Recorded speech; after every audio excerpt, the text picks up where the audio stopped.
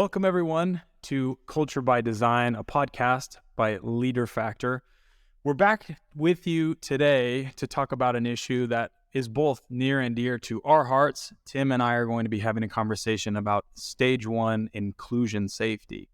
Many of you are familiar with the 4 stages of psychological safety, and perhaps some of you aren't. A lot of the content that we'll be treating today comes from the book published by Tim himself, The 4 Stages of Psychological Safety. So if you haven't had a chance to read the book, we would highly recommend it. It will give you great context for this 4-part series that we'll be doing on the Culture by Design podcast about each of the 4 stages. Podcasting is an interesting medium, isn't it, Tim? It is. We get to treat issues with a little bit more detail, a little bit more specificity than we can in articles or books. So we wanted to take the opportunity to dive a little bit deeper into each of the stages. And we've also learned a lot in recent years, haven't we? We have. Yeah, so it gives us depth, or the opportunity to go into more depth, and it's free-flowing. So you and I don't know exactly where this is going to go, but we have an outline. There are things that we want to cover.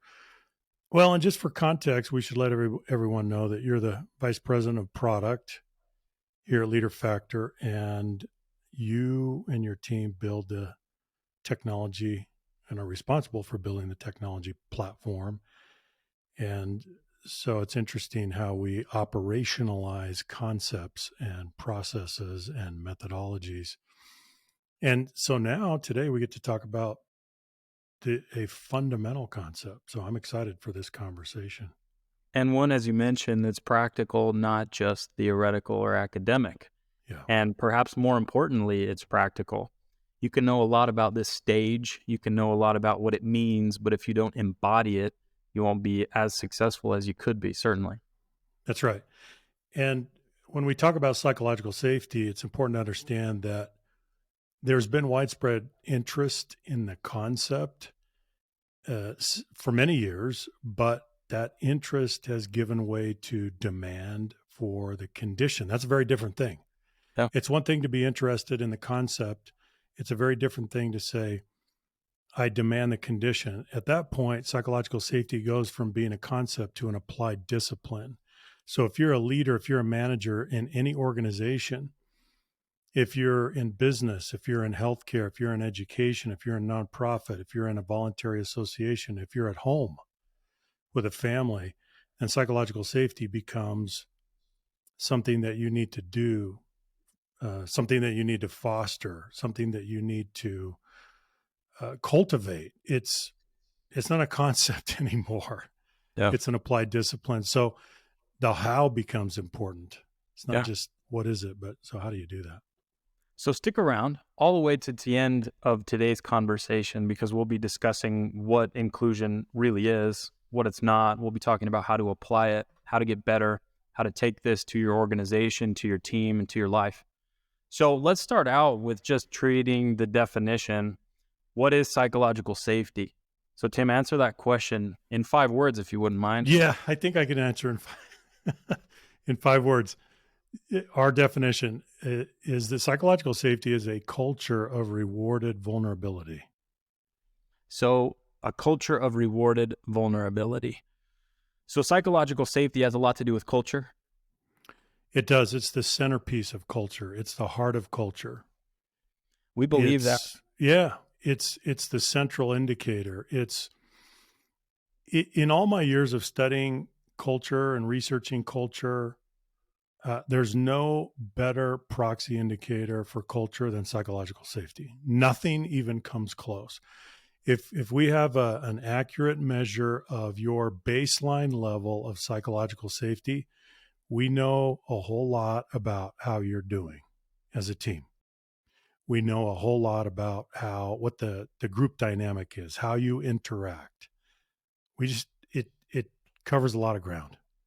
I love the definition because it defines the mechanism by which psychological safety increases or decreases, which is the idea of rewarded or punished vulnerability.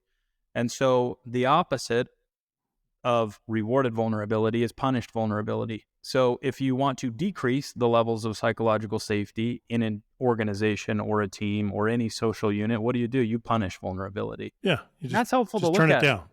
Just turn it down. It's That's a, it's right. a, you just turn That's it right. down or turn it up. Now I know that's a little crass and it's a little oversimplified, but it is the mechanism. You can Yeah. turn it down or turn it up based on that thing. So acts of vulnerability, those occur all day, every day for each one of us as we interact with other people. As you like to say, human interaction is a vulnerable activity. And I think we've all felt that. Think about the last 24 hours and the acts of vulnerability that each of you has engaged in. It could be asking a question, pointing out a mistake, giving some constructive criticism. It could be introducing yourself. It could be as simple as showing up and being somewhere. Those Junior, act, yeah, maybe a good way to look at it is ask the opposite question, which is, can you interact without exposing yourself to some level of vulnerability? Can you interact with other human beings in any social collective, in any setting, in any organization? Can you do that? The answer is clearly no, you can't. So as soon as you engage, as soon as you dock, as soon as you land with other humans, by definition, you're engaged. You've begun to engage in a vulnerable activity, which is just interacting. yeah, It's that every day. simple. Every day. So we're going to be talking about stage one, inclusion safety, and the vulnerability associated with that stage, how we reward it, how we punish it, what the mechanism is.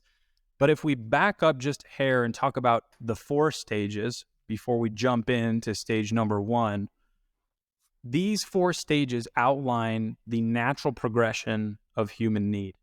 So, Tim, what was the genesis for the model? How did you come upon the 4 stages? Did you choose the number 4 and try and shoehorn in 4 stages? How did this work? No, that's not how it works. Well, I started studying culture years ago when I was doing my PhD at Oxford, and my doctoral dissertation was a comparative study of British and Korean cultures. So I've I've been studying culture for a long time, and so as part of that, one stream of research was psychological safety that goes back to 1965, right, with Warren Bennis and Edgar Schein at MIT, and then William Kahn at Boston University, and Amy Edmondson at Harvard Business School, and other contributors along the way. And and so as I went through, did a literature review and looked at all the empirical research that had been done in this area, I asked a simple question.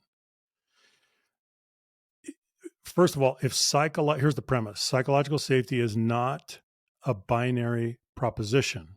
That's pretty clear. It's not something that you either have or don't have. It's a matter of degree. Well, if that's true, then there must be a pattern in the way that it increases. It cannot be arbitrary. That doesn't make any sense. There has to be a pattern. And so what do researchers do? Researchers are in the pattern recognition business. And so I set about to answer that question. What is the pattern in the way that psychological safety increases? And so after years and years of qualitative research, based on the method in cultural anthropology that we call participant observation or ethnographic research, the the pattern was coming clear. And the pattern was that there was this linear progression through 4 successive stages. And you could see it. You could see it again and again and again. It didn't matter what setting you were in, what organization you were in. You could see the pattern. When people came together, if you watch them carefully, what was the first thing that they were trying to do? They were trying to connect. They were trying to be included. They were trying to be valued. They were trying to be uh, esteemed, appreciated. So you could see that they were trying to have this need satisfied. Do I belong? Am I valued? Am I included? Do I have a sense of connection? And you could see them going about trying to satisfy this need before anything else. They weren't now occasionally there were outliers here and there that didn't seem to care about that, but that was the exception. The vast majority of people were going about trying to satisfy that need to be included, accepted, and to have that sense of belonging. Absolutely clear. Well, then we kept observing, watching, interviewing, and what did people do after that? They went about trying to learn. Now, why did they do that? Well, first, a couple reasons: for their own growth and development. Learning in many ways is its own reward. That's number one. Number two, it precedes contribution. You can't contribute anything of value if you haven't learned anything. So there was a natural sequence where learning preceded contribution. So people know intuitively, I need to understand, I need to learn, I need to understand how things work so that I can learn and grow and develop as a human being. I have this innate need to learn and grow and develop and progress. So we would see people trying to satisfy that need. That's stage 2, learner safety. Then we go to stage 3. Stage 3 is contributor safety. It's the companion of learner safety, stage 2. So now we go to contributor safety, which means that you are given an opportunity to make a meaningful contribution. You learn something and now you want to create and deliver value. Do you know how deep the human need is to make a difference, to do meaningful work, to have what you do matter? It's profoundly deep. That's stage 3. I want to satisfy that need to make a meaningful contribution, and that translates into an appropriate level of autonomy and control and role clarity and guidance and support. That's all stage 3. Do I get a chance to do something that matters? Do I have an opportunity to create value? That's all stage 3. Then finally, we go to stage 4. Stage 4 is the culminating stage, which we call challenger safety. Challenger safety is the last stage, and what it means is that you feel safe to challenge the status quo without fear of, again, negative consequences. But what are they when you get to stage 4? When you challenge the status quo, what are you worried about? Why do people get so skittish and so apprehensive and so worried about challenging the status quo? Because the stakes are high, right, They're higher Junior? up the ladder. What? So let me think about what they are. Yeah. It could be your entire career. It could be your career. It could be who people think you were or are. Yeah. It could Reputation. be, oh my goodness. The effects of punished vulnerability at challenger safety are very far reaching. Just think about what's on the line: credibility, reputation, status, career. Are you kidding? Why would you ever do that? Right? Which Yeah. is why so many people are reticent to engage in challenger behaviors. That's right. And it's also fascinating to see what's at stake if you don't challenge. And maybe those same things are at stake if you don't. They are. In a different way, though, right? In a different way. Yeah. Precisely. And you look at some of the instances, the tragedies that have happened over the years when people haven't spoken up. Yeah. Because they, in an effort to preserve those very things, lost them. That's right. And perhaps in a way that was more costly. That's right. That's right. So think about that. So those are the stages, just a thumbnail sketch of how the stages work. Stage 1, inclusion safety. Stage 2, learner safety. Stage 3, contributor safety. And finally, Stage 4, challenger safety. Now, I should mention this too. Stage 4, challenger safety, why is this so important? This is where we innovate. Innovation happens in an environment under conditions where we are able to challenge the status quo and dissent and disagree and engage in creative abrasion, and all of that behavior, all of that challenging behavior gets rewarded. How important is that? If you don't have those conditions, you can't ever create an incubator of innovation. There's no way you can do that. And yet, how it's the lifeblood of growth for really every organization. So that's just a little bit about the stages, but we're gonna dive deep into stage 1, aren't we? Yeah. And if you want to learn more about the subsequent stages, we'll be doing episodes on those as well. Also in the works for a future episode is we'll talk about the failure patterns, paternalism, and exploitation. And if you want to get a head start, go read the book. Yeah. So stage 1, inclusion safety. We want to feel included. We want to feel like we belong. For each of the stages, we outline social exchanges. And I want to spend a minute on the social exchange for inclusion safety. Inside these social exchanges, I give you something and you give me something. Or I do something for you and you do something for me. They're reciprocal. Mm-hmm. But the social exchange for inclusion safety is different from the rest. Tim, can you explain what the social exchange is and why it's so important? It's extremely simple for stage 1, but simple does not mean easy. Yeah. Don't confuse the two. So the social exchange for stage 1 inclusion safety is that I will I will invite you into my society, and I will include you. And what do you need to do? Well, all you need to do is be human. So you have status as a member of the human family. That's number 1. Number 2, don't threaten us with harm.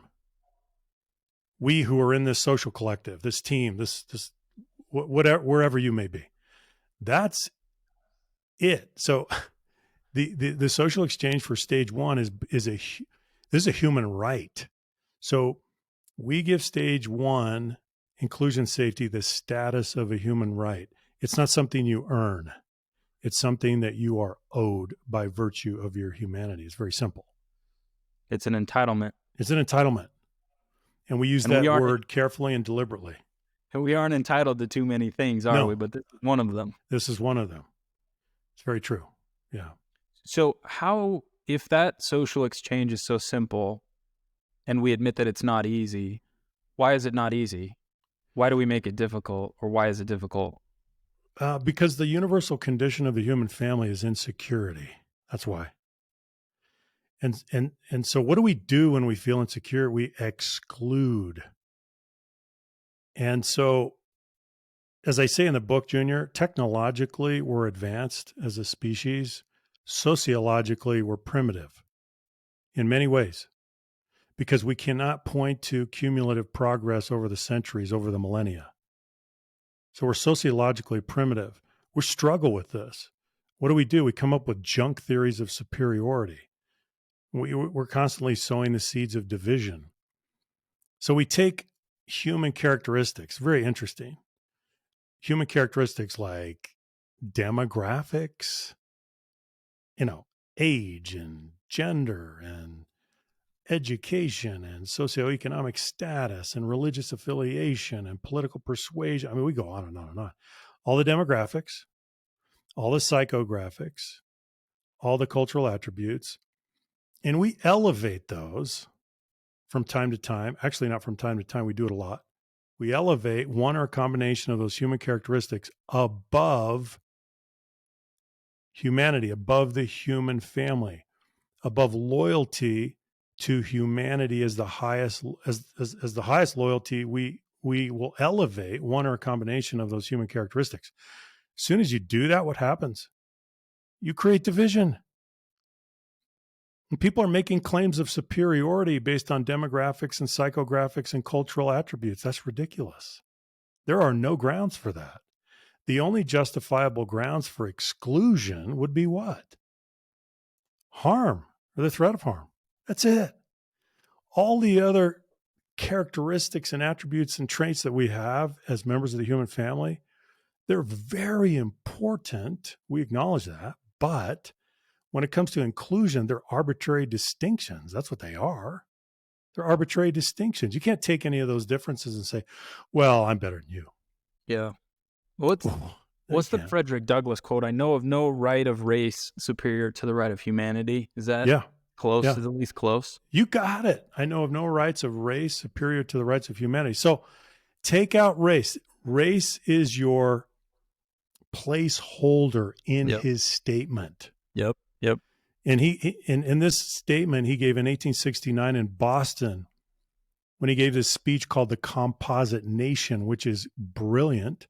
Take the word race out, so there's a placeholder, and replace it, fill in the blank, with any other human characteristic. I know of no rights of blank superior to the rights of humanity. So the great social reformer, Frederick Douglass, what's he doing? He's articulating the governing principle of inclusion. He gets it. He's right on. It's right on. Yeah. He's right on. It's puzzling to me that we've advanced so much technologically and not so much socially. We figured out fire, we figured out electricity, and yet this is so fundamental a need.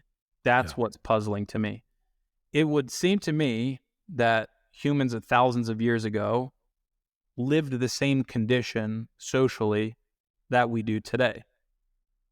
It Same would needs. stand to reason that thousands of years ago, you show up around the fire and you're looking around like, am I going to be included here? You think they had that question? That's right. It's just a little different setting, but They probably the did. dynamics were the same. They probably did. They had Yeah, to. yeah. No, they were. Yeah, sure. The Druids were getting together in southern England and they were having a little campfire and they were thinking about the same thing. What were they doing? Threat detection. Do I fit in? Do I belong? Am I accepted? Am I valued? Can I connect? Yeah. Am I appreciated? It's the same calculus. Come on. It is the same calculus, and we all experience it every day. That's part of what I love about this topic, is that no one is outside of this. And you mentioned that Thoreau could go to the pond, but how long did he stay? Yeah. What was it? A year or 2 so? years. 2 years, I Yeah. think. And So he'd had enough. yeah, he'd had enough. I mean, he was looking at the flora and the fauna and making sketches and making, and that's great. And I love his book, and he went to live deliberately, and that's wonderful. But guess what? He got bored.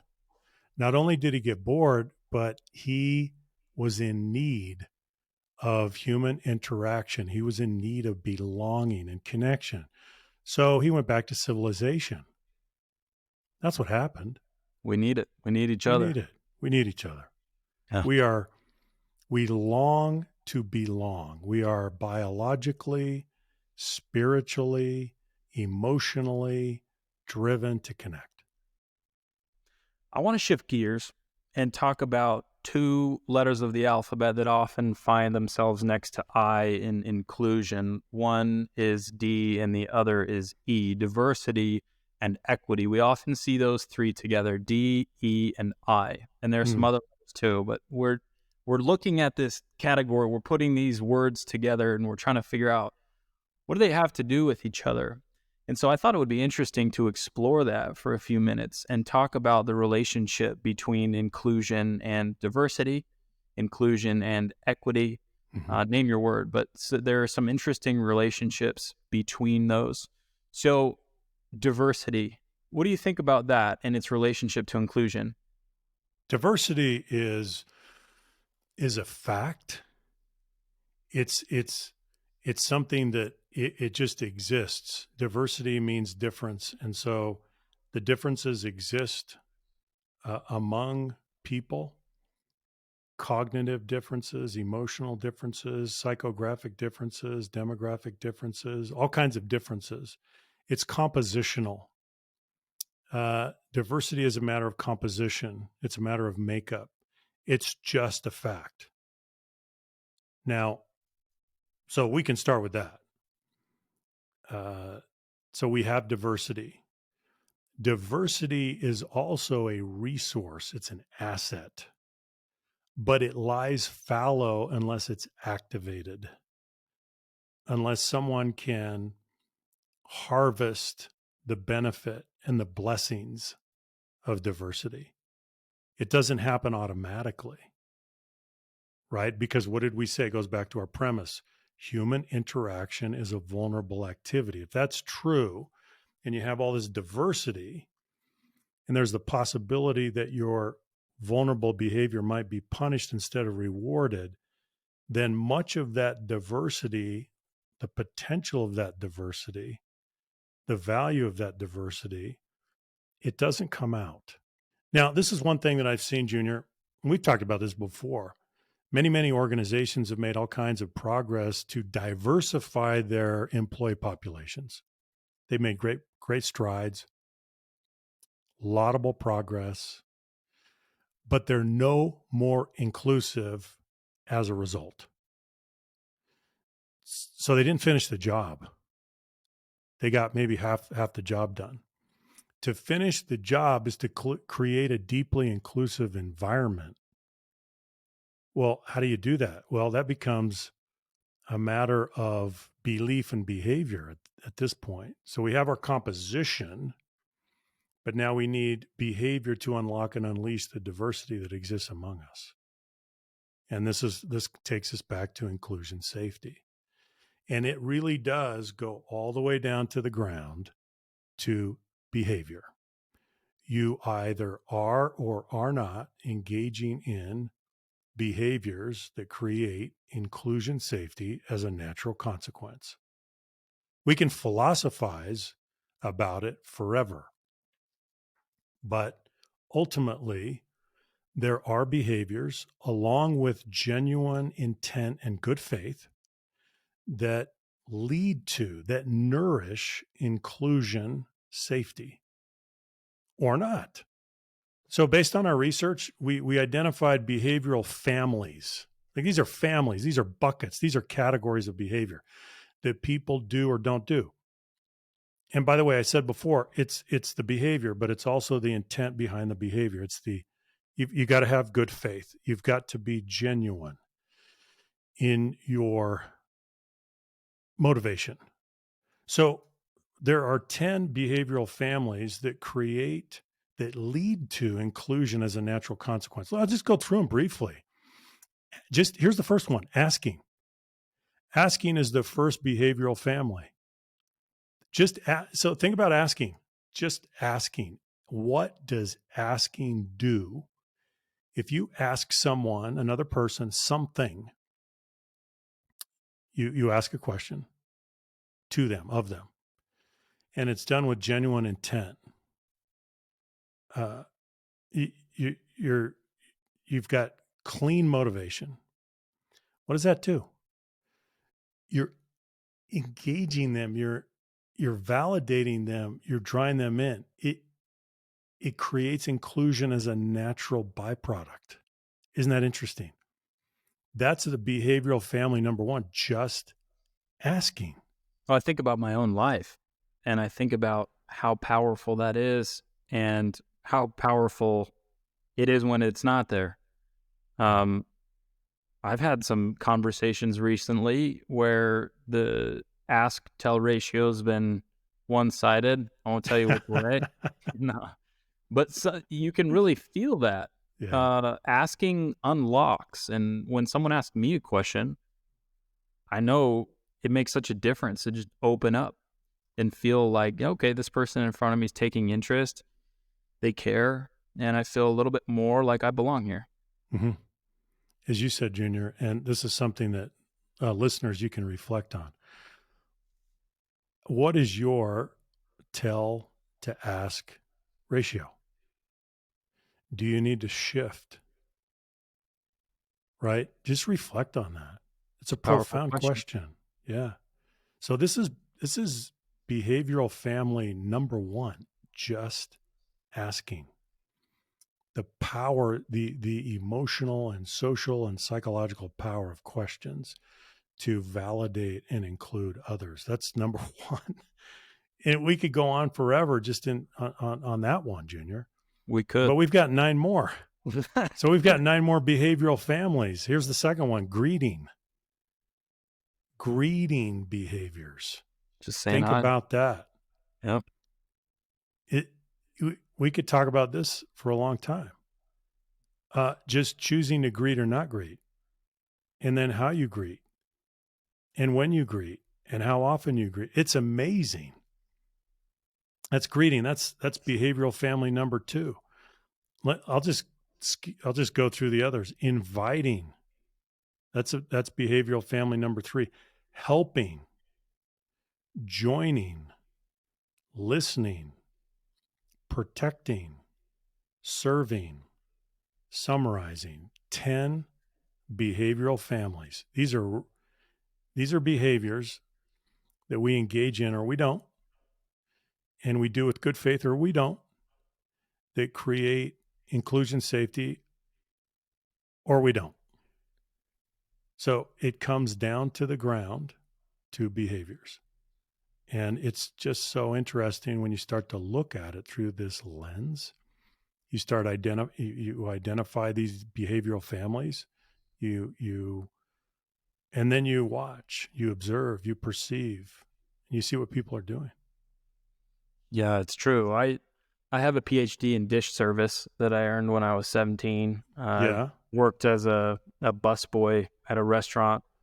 And the greeting one struck me when you mentioned that, and I thought back to that experience. I don't know why that popped into mind, but it was fascinating to look at human interaction as a busboy.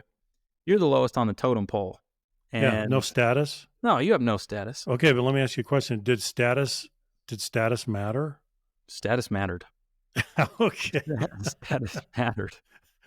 And here's why. Yeah. The status mattered to the guests, and it mattered to the kitchen as well. And what I found is that those who wanted to include, those who cared, who were perceptive, all they had to do was greet, and it made such a difference in my day.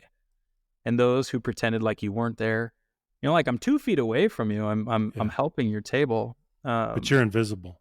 but I'm invisible somehow. Yeah. Somehow, I'm not sure how. But that was a fascinating example to me of some of these behaviors, and something that we need to pay attention to as we go throughout our lives day to day. There are people, real humans, on the end of all of these things that we do every day. And how quick are we to disregard them, to ignore them, and to ignore something as simple as greeting. Hi, how are you? How's your day? That can go a long way with people, personally, professionally. So let's not forget that. Yeah. Now think about the fact that we initiate these corporate-wide initiatives to create a more inclusive environment, and that's wonderful. But ultimately, and we can communicate about it, and we can train about it, and we can measure about it, and we can do a lot of things. But ultimately, we have to go back down to the level of behavior, and we have to model and then reward these behaviors. Yeah.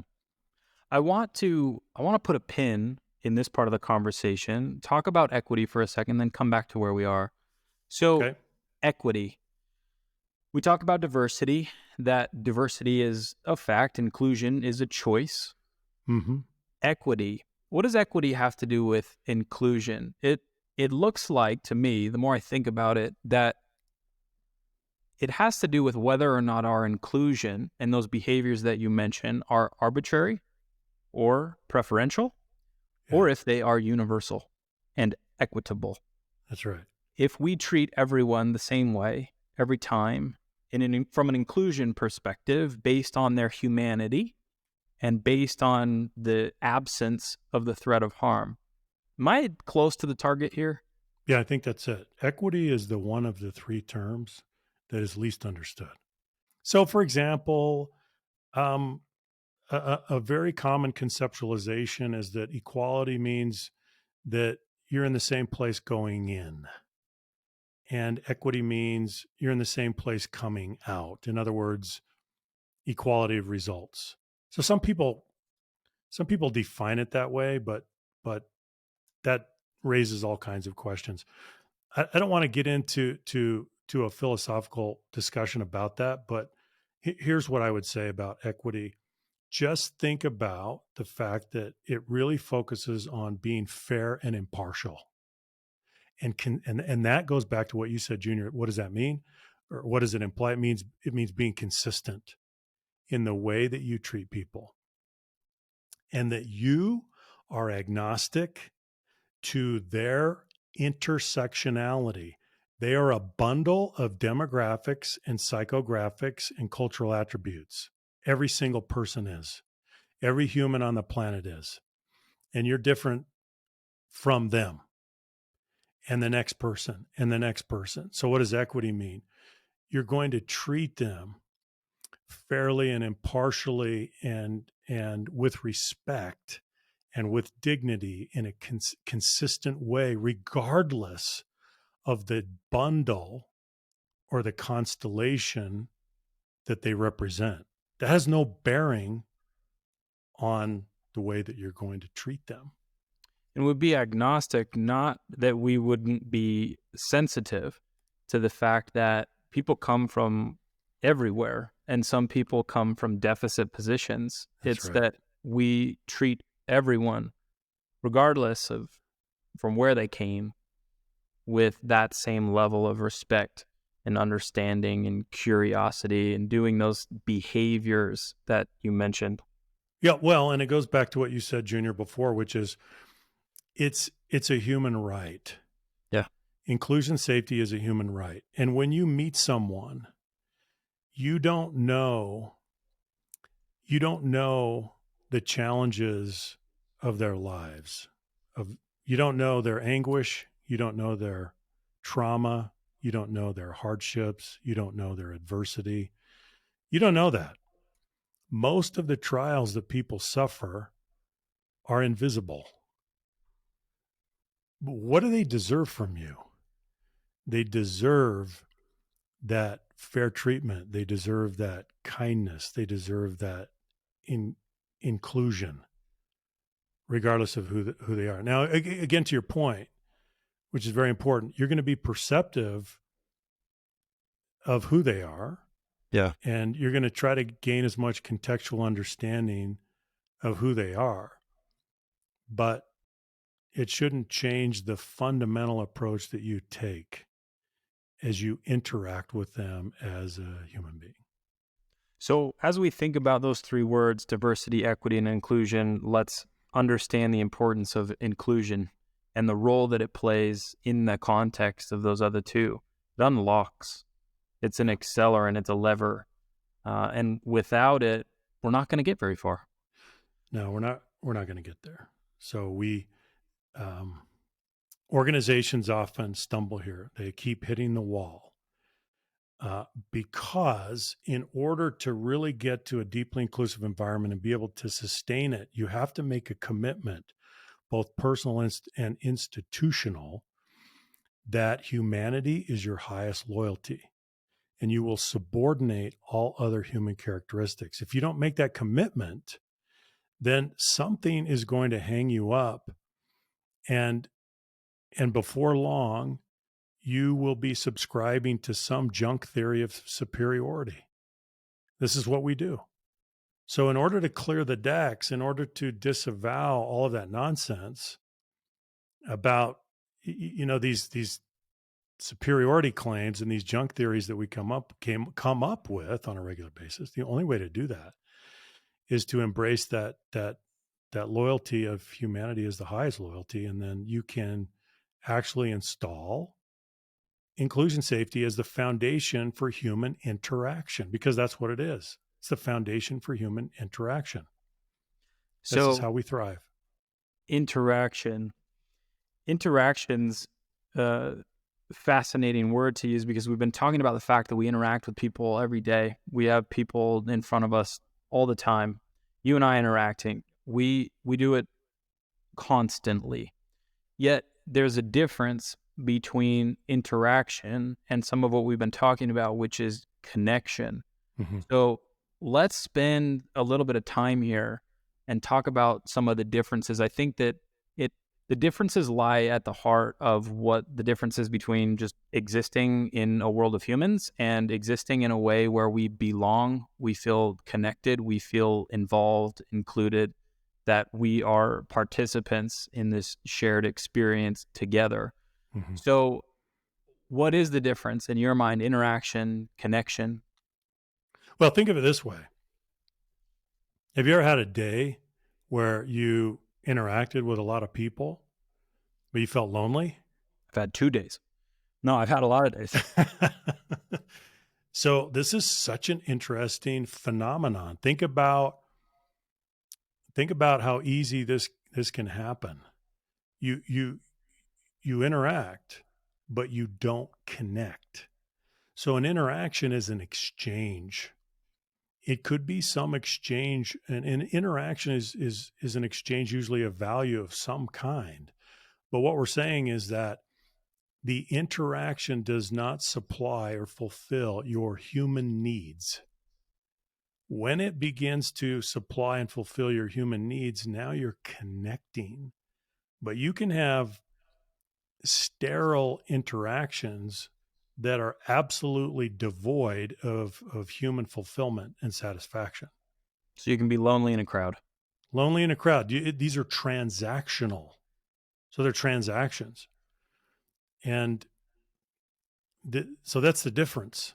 And the difference is profound. And so you turn an interaction into a connection when you're intentional about it. I'll give you an example. So a gentleman came over to our home the other day to repair the furnace, to work on the furnace. Well, I I brought him in, got him set up. It could have been a purely transactional experience. So a sterile interaction, but but I have to be intentional if I want to turn it into a connection. And so how do I do that? I make some effort to connect with him as a human being. And how do I do that? It goes back to the first behavioral family. I ask a question. So I start asking him about what he does, who he is, and it's not it's not inappropriate. It's not overly invasive. It's just um, showing some respect and some interest. And what did he do? He lit up. Like, oh, yeah. He started talking and engaging, and we connected, and you'll find some common ground pretty fast. So you have to be intentional to turn an interaction into a connection, but it's not hard. You just have to want to. Don't you have to be an HVAC technician to connect with an HVAC technician? I don't think so. I don't know No. too much about HVAC, but it, but he did, and you know what? I could see his passion for it. It was pretty Yeah. exciting. Yeah. So it's not hard to do. So it brings up a point, which is that it if you don't understand much about him or his world, it's pretty easy to just leave it alone, Yeah, right? To just let it yeah. be. Why? Because there's no natural affinity. Yeah. What's affinity?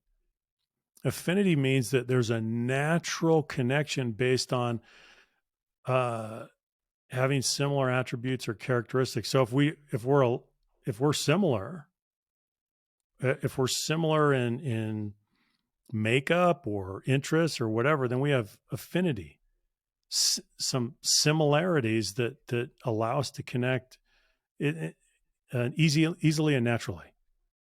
But you know what? There wasn't a lot of affinity initially with that gentleman. But you can still do it. So it's easier with people with whom we have affinity. It's Yes. more difficult with those people we don't. So you mentioned two types of behaviors in the past that perhaps we can discuss. One is bonding and one is bridging. Tell us about those two. Yeah, bonding means connecting with people with whom you have natural affinity. You're similar in your makeup or your interests. There's likeness, and so that's not hard. It's easy. That's bonding behavior, and it's very important. But it's not hard to bond with people with whom you have natural affinity. And if you watch people, just watch people in social situations, they often will self-segregate based on natural affinity. They find those links, they find the similarities, and then they start bonding, and it's a natural process. So that's a good thing. But bridging means that you don't have natural affinity with a person, but you're trying to connect with them. And so this is going to take more effort. You're going to have to move out of your comfort zone. You're going to have to inquire, show interest, look for points of entry, look for common ground, look for ways that you can connect that won't be perhaps apparent right from the beginning. You're going to have to do a little digging. You're going to have to do a little exploring. You're going to have to do a little discovering. It's going to take more effort to get there. And so you're going to have to be deliberate about it. But that's bridging as opposed to bonding. Why does this matter? Because think about a team. Think about an organization. Think about a social unit or collective of any kind. There will be members of that team that are like you. Go bond with them. That's not hard. There will also be members of that team that are not like you. What are you going to do about that? May I suggest that you go bridge with them? It's not going to be easy necessarily. But you can do it. You can do it if the genuine intent is there, if the good faith is there. But that's what it takes to create a deeply inclusive environment with a diverse team. How else are you going to do it? Right? You're going to bond with those that are like you. You're going to bridge with those that are not like you. And then you're going to bond with them after you bridge with them. Right? So the one comes before the other. But you said get up and go bridge with them. That's a pretty active statement. And in some cases, it will quite literally mean that. Yeah. Move from where you are to where the other person or the other people are and go have a conversation and engage in some of those bridging behaviors. And those bridging behaviors, if you really think about it, fall into those categories that we talked about previously. So if you're worried about your ability to bridge with another group, those behaviors are fantastic places to start. Greet, ask, invite. You can start to see how that might show up when you're Yeah. bridging with other people. Can I give you another example, Junior? Yeah, go ahead. We had some new people move into the neighborhood, and I took them a basket of peaches during the peach harvest, right? Peak of the season. Love peaches. Took them and they're new. And they were really delighted with that. They didn't know me from anyone. And I just showed up, rang their doorbell, said, "Hey, welcome to the neighborhood. Here's some peaches. Just wanted to say hi." They were kind of stunned, actually, because they came from a different state. And they said, "Well, wow, where we came from, no one knew their neighbors. We don't do that. We didn't even know our neighbors. Why are you here? So, like, this is unnatural behavior. What are you doing?" That's in essence what they were saying to me. They were looking at me in, in with puzzlement. What are you doing on our doorstep with a basket of peaches? Just a really weird home security pitch. Yeah. But guess what? We bridged and then we bonded. And it didn't take long to start bonding. Cool. And now we have a tremendous friendship that I think will be a lifelong friendship. But that's what it takes. That's that's fantastic. And it makes me think, can an organization achieve true inclusion without its members engaging in bridging? No I way. think the answer is not a chance. Not a chance. It's And, not going to happen. and there's some real bottom line impact to bridging. There's some real innovation impact in bridging. I was looking through a book, and you may have mentioned this recently, is Everett Rogers' Diffusion of Oh, Innovation. yeah. And, one of the quotes from the book that struck me that has to do with what we're talking about, he said the very nature of diffusion, talking about the diffusion of innovation and different Mhm. ideas, demands that at least some degree of heterophily be present between the two participants. And so heterophily, talking about bridging, That's really, bridging. two different groups, Yeah. right, that are connecting that Yeah. wouldn't naturally connect. And That's right. so we talk about the innovation threshold, which we'll get to in stage 4 of another episode. But this seems to be a prerequisite that this must be in place in order for ideas to spread, because they won't spread if they're No, spread only amongst affinity groups, that's right? right. It's counter to the whole idea of diffusing the information. So I think that that's a really interesting point. Yeah. So that goes back to those two words, homophily and heterophily, right? Yeah. Coined in the 1950s by a couple of sociologists at Columbia. And I'll think of their names. Oh, Robert K. Merton, I think was the first one, and then Paul Lazarsfeld. And homophily comes from Latin roots, which means homo means same, and then philia means love. And so we have a love for people who are like us. That's what it means. And so we're going to bond naturally with people that are like us. And then heterophily means that we have a love or a friendship for those who are not like us. What are we saying? You need both. You're going to need to bridge and you're going to need to bond. You've got to do both to get there. Got to do both. So we spent some time talking about stage 1 inclusion safety, and I'd like to summarize some of what we've talked about today and make sure that we're aligned, we're on the same page, and we're coming out of this conversation understanding what we're going to go do differently. So we talked a little bit about the vulnerable state of humanity, that we're born into this state of vulnerability because there are other humans, and every time there's an interaction, there's a little bit of risk or a lot of risk, depending on who we are and what we're doing.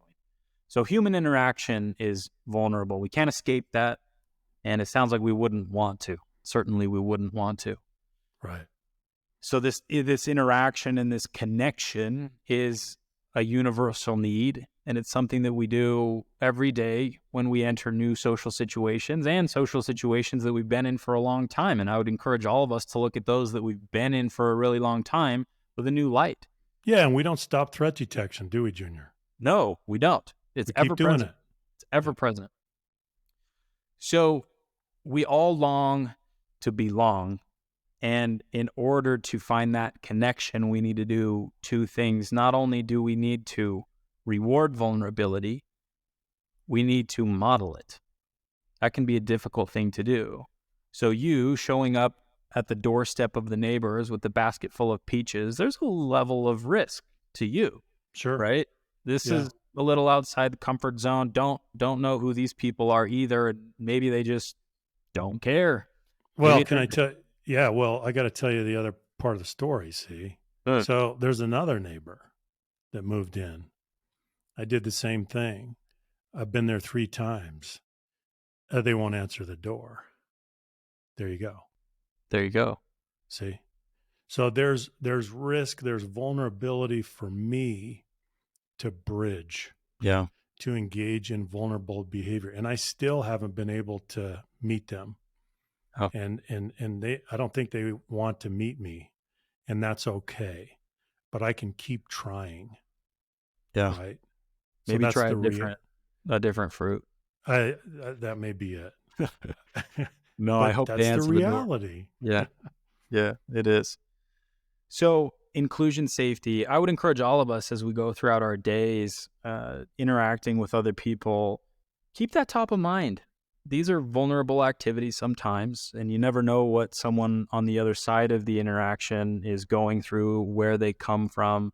And so, engage in that social exchange and understand that they are owed your respect. They are owed and entitled to your respect. And if they don't present you with harm, engage. Mhm. Do those activities. Bridge. It will benefit you personally tremendously. You have meaning. It will benefit your teams. It will benefit your organizations. The effects of stage one inclusion safety are far reaching, and they have so much to do with humanity and also so much to do with performance, which we'll get into in the other segments of this 4-part series. But that's what I'm leaving today with, Tim, is just a renewed effort to engage in some of those behaviors. What are you thinking about as we close up today? Sure. Well, maybe a couple of summary statements on stage one. As you said, Junior, it's a human right. Including another human being should be an act of prejudgment based on your worth. In other words, I don't need to think about it in advance. It's a matter of prejudgment based on your inherent worth as a human being, not an act of judgment based on my opinion of your worthiness. Now, do you see the distinction that we've made? Inclusion is about your intrinsic worth as a member of the human family, not worthiness. So we should be applying a worth test to each other, not a worthiness test. This is not about your worthiness. We'll get to that later when we talk about performance in stage 3, contributor safety. But stage 1 is about your intrinsic inherent worth as a human being. So it's an act of prejudgment for me to include you and invite you into my society. That's how we think about stage 1. Love What it. a beautiful thing. It is. Tim, thank you for your time today. Thank you for the conversation. No, thanks, Junior. It's been great. And Appreciate to it. all you listening, thank you for listening, for spending your time and attention with us today and learning a little bit more about psychological safety and the role that inclusion plays. Do not forget to join us in the subsequent episodes of this series. We'll be talking about stages 2, 3, and 4, learner, contributor, and challenger safety. If you want to refresh or you want to jump ahead and you haven't had the opportunity to, go ahead and read the book, The 4 Stages of Psychological Safety. And with that, we'll sign off. Until next time. Thank you, everyone. Thank you. Bye-bye.